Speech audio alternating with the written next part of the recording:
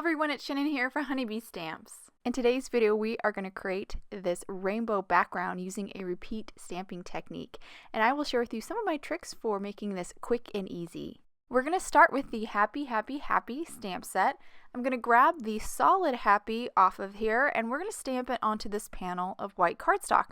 Now this panel is bigger than an A2 panel. It's 6.5 by 5.25, so basically I've added an inch to the dimensions of an A2 panel. Then I've grabbed my A2 panel acetate grid here, and I'm tracing it around, it after I centered it onto this panel of white cardstock. That's going to provide me kind of like the borders, just help me make sure I'm keeping everything kind of centered.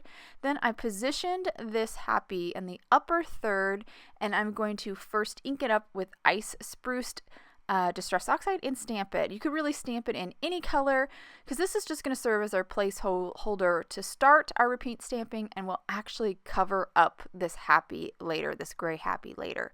So I've cleaned the stamp, and now we're ready to reposition our paper. So we're not going to reposition our stamp each time for this repeat stamping. We're going to reposition our paper. That's going to make it a lot easier and a quicker process.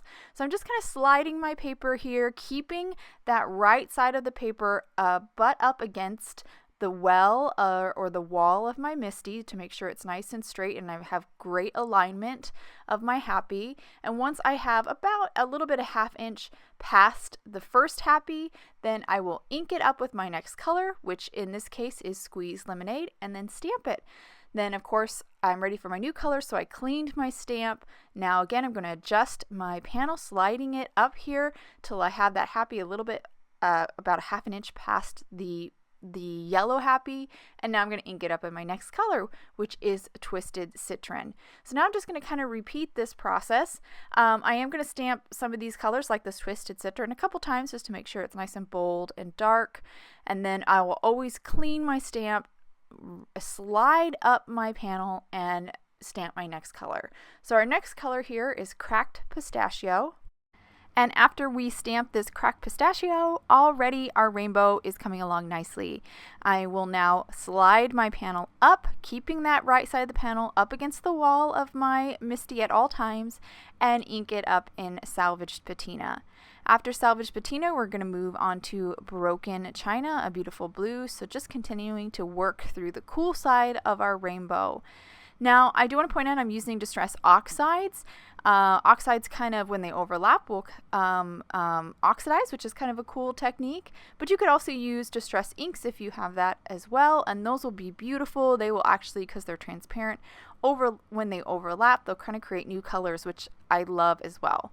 So now we're moving on to our final Happy, and as you can see, I've ran out of room in the well of my MISTI. So the top portion of my panel has to pop out of the well of my MISTI, but I still want to make sure that right side of the cardstock is still up against the wall of the MISTI as much as possible. And after I get it in place, I then am ready to ink up my last Happy in Shaded Lilac and stamp it. And that will complete the cool side of our rainbow. Now we're going to slide our panel down back into that corner where we started, and then pop it out and slide it down a little bit further, because we are now going to stamp a few Happies above that gray Happy in some of the warm colors. So I'm just adjusting here, again trying to have it about 1/2 inch above the gray Happy, and then I inked it up in Dried Marigold, which is an orange obviously, and stamped our first Happy in the warm colors. Now we're going to move along to a red. So again, I'm sliding up my cardstock here and kind of adjusting to get the right overlap of these Happies. And once I get it in place here, we'll ink it up in Abandoned Coral and then stamp that. We only now have one final color to go, but I am now running into the issue where I'm running out of cardstock here, so I'm just going to grab my eraser, and I have to erase that pencil line, because otherwise if we stamp over that pencil line, we're going to trap that ink and then we will not be able to erase it later. So I quickly erased that pencil line, and now we're ready to stamp our final Happy.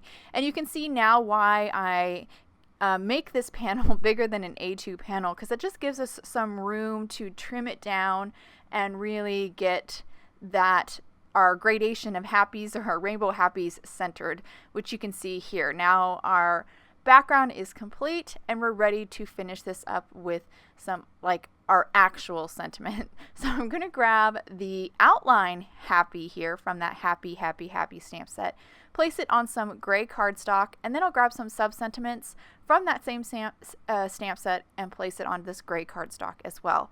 I'm going to do some heat embossing, so I am applying some anti-static powder, and then I'm going to ink up our sentiments in the clear embossing and watermark ink from Honeybee Stamps. Now I'm just going to dip this into some white embossing powder, and then we will just simply tap off the excess and then heat set, of course, with our heat tool.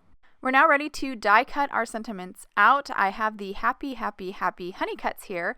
I've grabbed the coordinating dies for our stamped sentiments, lined them up, and then used a couple pieces of micro pour tape to hold them in place while I run them through my die cutting machine here.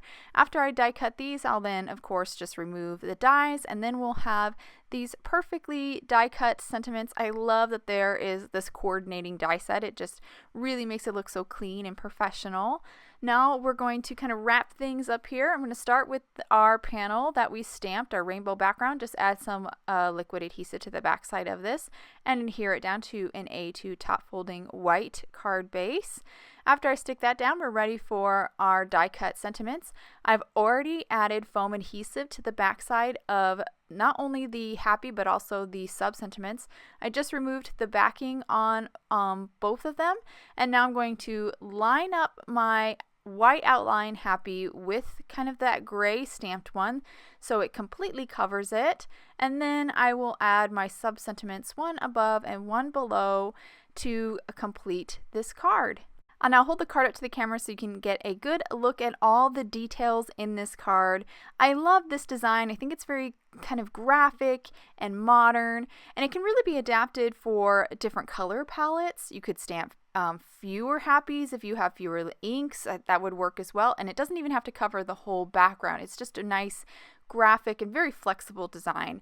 I hope you guys enjoyed today's card and video. If any questions about the products I use, please check out the links below in the description. Thank you so much for watching, and I hope you have a wonderful day.